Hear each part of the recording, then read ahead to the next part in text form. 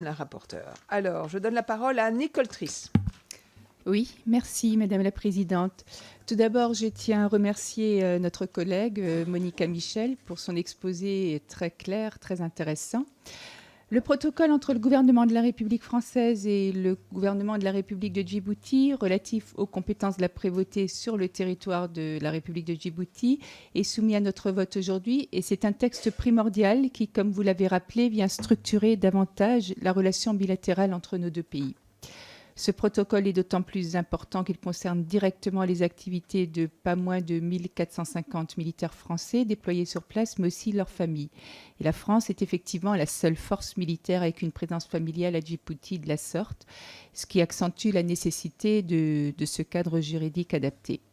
Je n'ai pas de réserve à émettre sur le protocole en lui-même, ni sur le texte qui traite un sujet précis et technique. Cependant, cela m'amène à pousser davantage la réflexion sur les relations franco-djiboutiennes.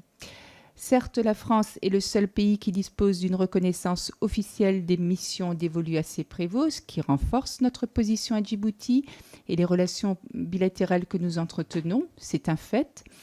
Mais n'oublions pas qu'à côté de notre base militaire, la plus importante que nous ayons à l'étranger, nous avons pour voisins et concurrents directs des bases américaines, japonaises, mais aussi chinoises, sans compter les autres nations qui se bousculent aux portes de la République de Djibouti, devenu le pays le plus militairement convoité d'Afrique. Aussi, à la fin de votre présentation, vous nous avez expliqué que l'ambassadeur vous a dit que la France était attendue. Il l'aurait dit sans ambiguïté. Et cette affirmation me pousse à à vous demander si la diplomatie militaire menée par notre pays est suffisante.